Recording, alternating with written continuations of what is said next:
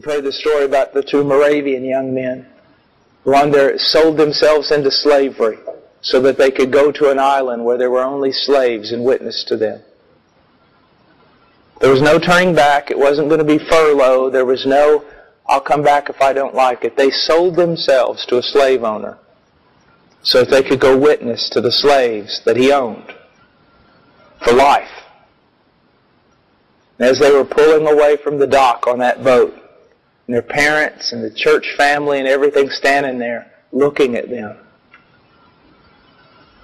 one of them screamed and said, "Shall not the Lamb have the full reward of His suffering?" Now that's missions. They counted their life as worthless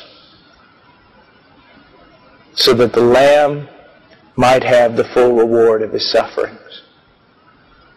Gentlemen, don't waste your life playing stupid little games.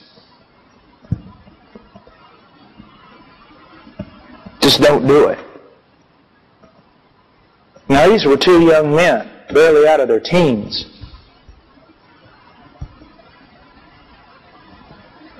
I mean, join them. Join them.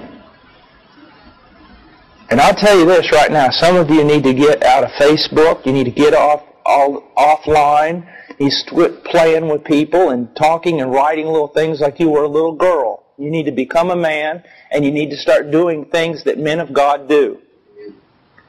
This is very important. Don't take your life and compare it to two young men who sell themselves into slavery and then cry out to their weeping family, "Shall not the Lamb have the full reward of His suffering?" Stop all this nonsense. Be men. Act like men. Go out and die for something worth dying for. Go out there and live for something worth living for. Very important.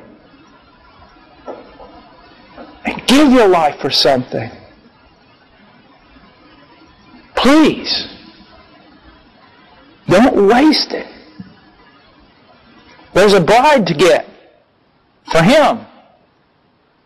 There are children of God who have not heard the gospel of their salvation.